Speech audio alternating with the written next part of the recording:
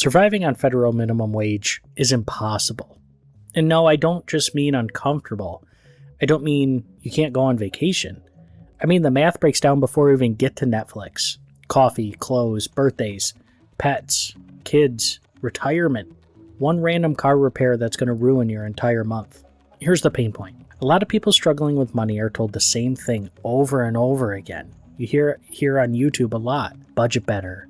Stop complaining. Work harder. Get a second job.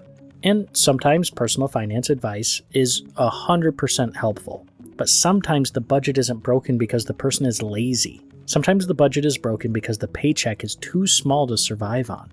I work with numbers for a living. I review budgets, finance reports, and cost of living reports. So in this video, we're not going to argue feelings. We're going to build a minimum wage budget from the ground up. And by the end, I'll show you the part that makes this even worse. Because the real problem isn't just that minimum wage is low. It's that it forces people into solutions that quietly make them poorer. Let's start with the paycheck. The federal minimum wage is $7.25 an hour. If you work 40 hours a week, every week all year, that's $15,080 before taxes. And yes, that does sound bad, but monthly, it's going to sound even worse.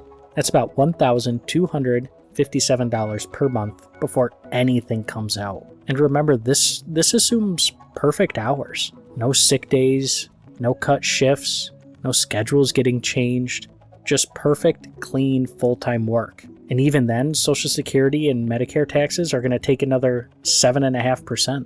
So before state taxes, health insurance, retirement, or anything else, that leaves roughly $13,926 per year. And again, that's going to leave you about $1,161 per month. And it's important to know that's the entire paycheck. That's not the rent budget, not the grocery budget, the entire paycheck. So the first big point is this. When someone says, just make a budget, the budget starts with $1,161 a month. And now we need to ask the obvious question. Can a person actually live on that? Let's use a state that people can't easily dismiss as too expensive. So we're going to go with Pennsylvania. MIT's living wage calculator estimates that one adult with no children in Pennsylvania needs about $23.32 an hour to cover basic needs. This isn't luxury. This is basic needs like food, housing, medical, transportation. Other normal stuff humans need because we can't just hibernate in a storage unit. Now let's compare that to the federal minimum wage.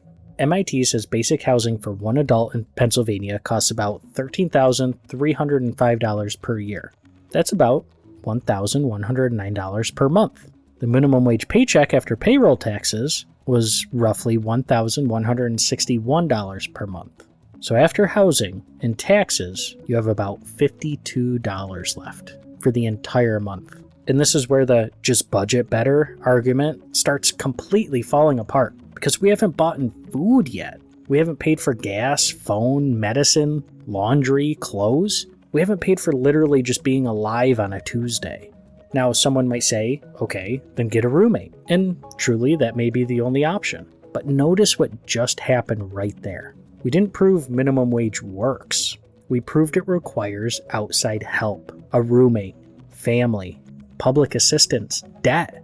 That's not independence. That's patchwork survival at its best. And the next cost makes this even more brutal. Because in most of America, if you can't get to work, you're not going to keep the job. Transportation is the cost people love to ignore. But if you live in a rural area, a small town, suburb, or anywhere without reliable public transportation, getting to work just isn't optional.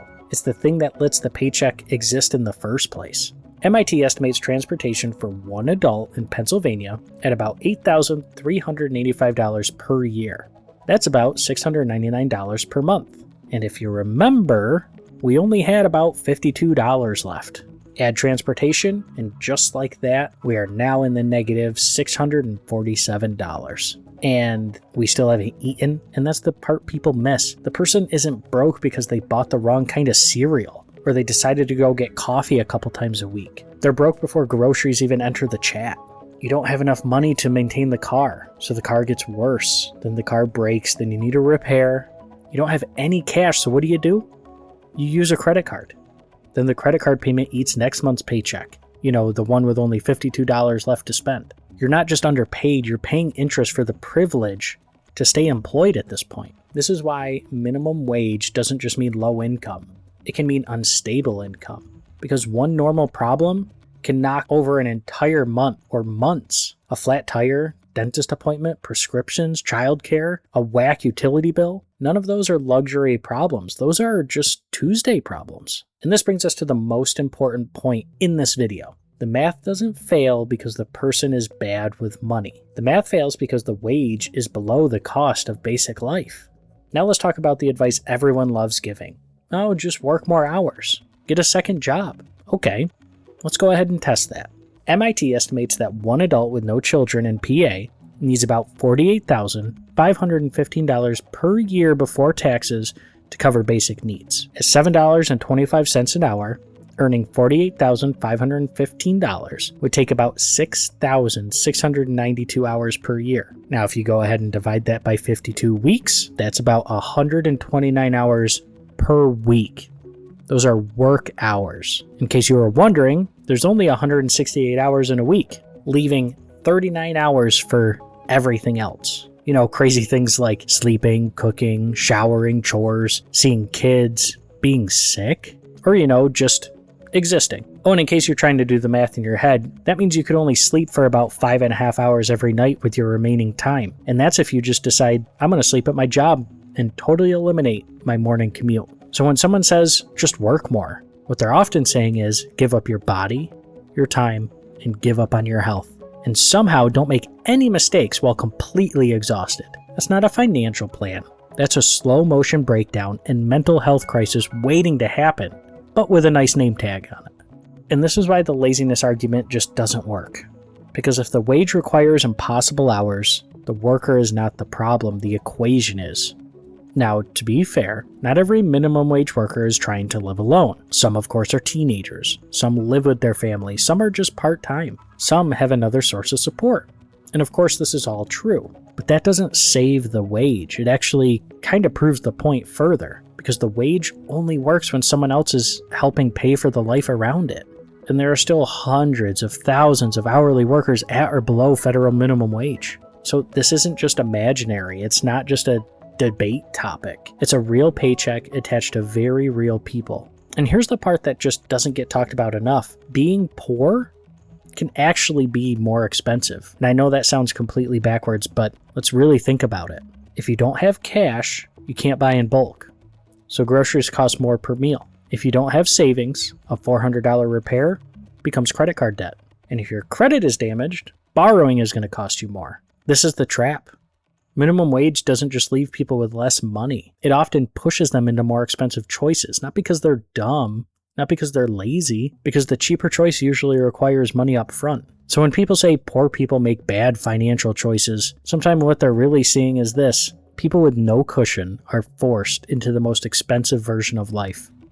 That's the real issue. The budget doesn't fail at the end of the month, it fails from day one. So here's what we just proved. A full-time minimum wage job gives you around $15,000 a year before taxes. In a normal minimum wage state like Pennsylvania, basic costs for one adult are going to be more than 3 times that before taxes. Rent is going to nearly wipe out the monthly paycheck just by itself. Transportation automatically pushes our budget into the negative. And just work more hours turns into a schedule that you just physically can't keep up with. Now, the next problem is this. If minimum wage doesn't work, what actually helps? Higher wages are a part of it. But for someone watching this right now who needs help this month, awareness alone doesn't pay the electric bill. So on Lucidly Money, we're going to keep breaking down money in a way that doesn't shame people for struggling. Because if the system is squeezing you, the last thing you need is someone with a ring light telling you to stop buying coffee.